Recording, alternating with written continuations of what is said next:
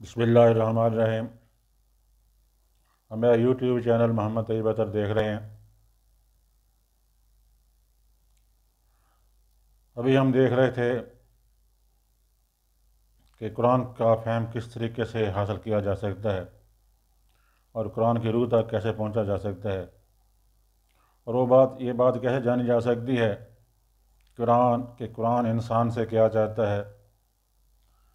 اور اس کا مقصد انسان سے کیا مقصد وہ انسان سے نکلوانا چاہتا ہے یا اس کا کیا مقصد ہے۔ لیکن سید مودودی صاحب کہتے ہیں کہ ساری کی ساری تدبیروں کے باوجود آدمی قرآن کی روح تک نہیں پہنچ سکتا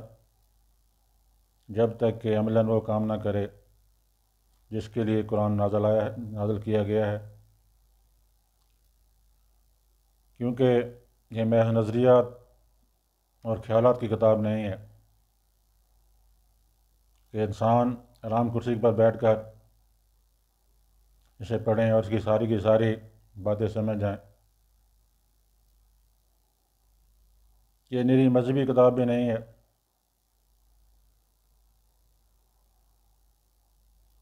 کہ آپ اسے مسجد اور خانقاہ کے اندر بیٹھ کے پڑھیں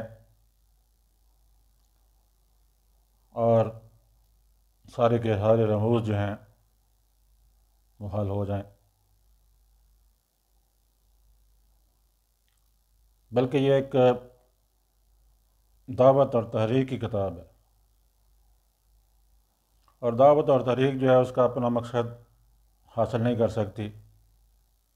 جب تک کہ عملاً انسان وہ کام نہ کرے، بندہ وہ کام نہ کرے جس کے لیے یہ قرآن نازل کیا گیا۔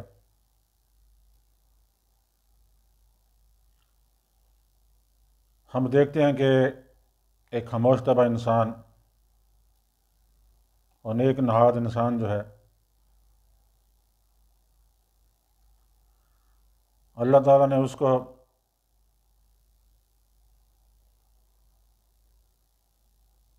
یہ کتاب دی اور ساتھ ہی اس کو یہ حکم دیا کہ وہ فسق و فجور اور ضلالت کے اندر ڈوبی ہوئی قوم جو ہے اس کو اس کی دعوت دے،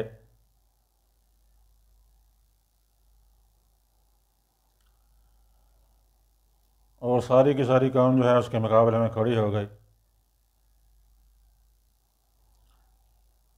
قرآن جو ہے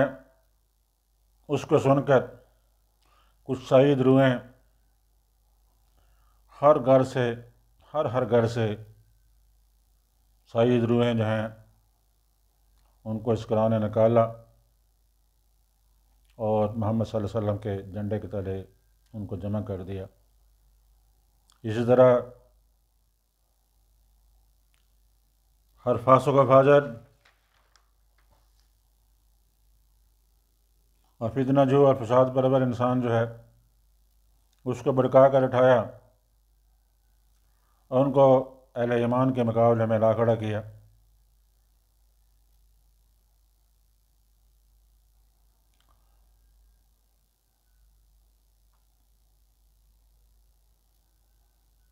یہ کتاب جو ہے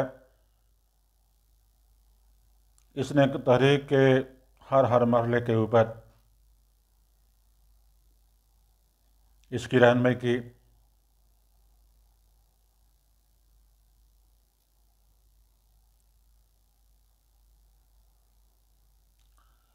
اور حق و باطل کی طویل کشمکش کے دوران ہر مرحلے کے اوپر اس کتاب نے ان کو تخریب کے ڈنگ بھی سکھائے اور تعمیر کے ڈنگ بھی سکھائے اور تعمیر کے نقشے بھی بنائے۔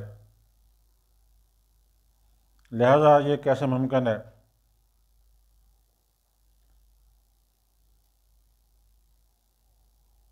کہ اس کشمکش کے طویل مرحلے سے گزرنے کا آپ کو اتفاق ہی نہ ہو، اور پھر محض قرآن کے الفاظ پڑھ کر آپ اس کی روح تک پہنچ جائیں۔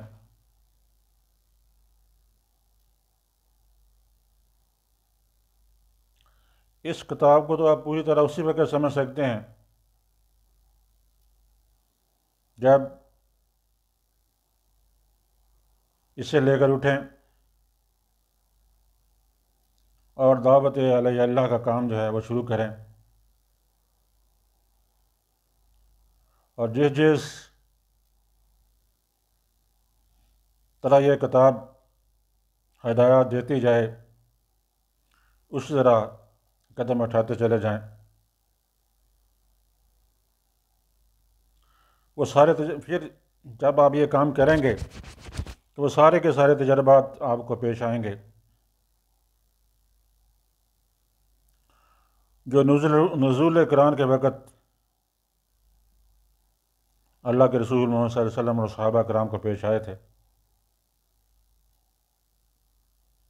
یہ کام کرتے ہوئے آپ مکے اور حبش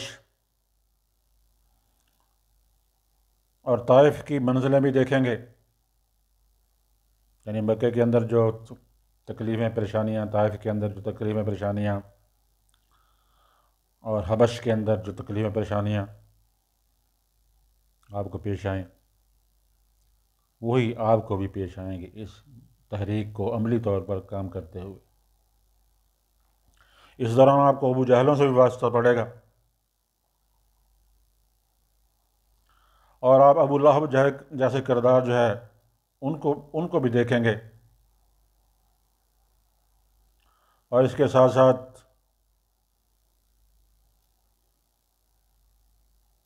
حبش اور طائف کی منزلیں بھی آپ کو پیش آئیں گی۔ تو سارے کے سارے مراحل جو ہیں، جنگ بدر سے لے کر احد اور حنین اور جنگ احزاب، یہ سارے کے سارے مرحلے آپ کو پیش آئیں گے۔ اس میں آپ چلتے ہوئے اس طریق کے دوران آپ سابقین اور اولین جیسے مرحلے جو ہیں ان سے بھی آپ کو واسطہ پیش آئے گا، اور مؤلفۃ القلوب جو ہیں اس منزل کو بھی آپ دیکھیں گے۔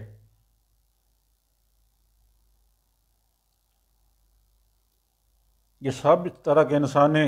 نمونے آپ دیکھ بھی لیں گے اور برت بھی لیں گے،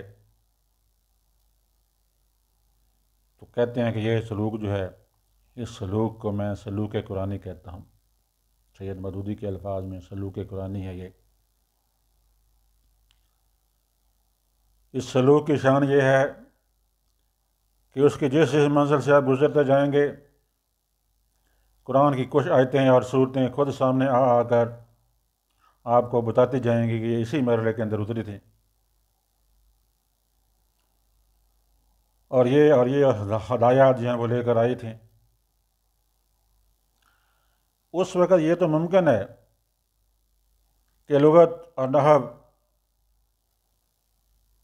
اور معنی اور بیان کے کچھ نکات آپ کی نظر سے اوجھل ہو جائیں، لیکن قرآن کی جو روح ہے، یہ ممکن نہیں ہے کہ قرآن کی روح جو ہے وہ آپ کے اوپر آشکارا نہ ہو جائے، اور نہ قرآن اس میں کوئی بخل برتے گا اپنی روح تک پہنچنے میں۔ پھر اسی کلیہ قاعدہ کے مطابق اس کی اخلاقی تعلیمات جو ہیں ان کو بھی آپ سمجھیں گے، اس کی معاشی اور تمدنی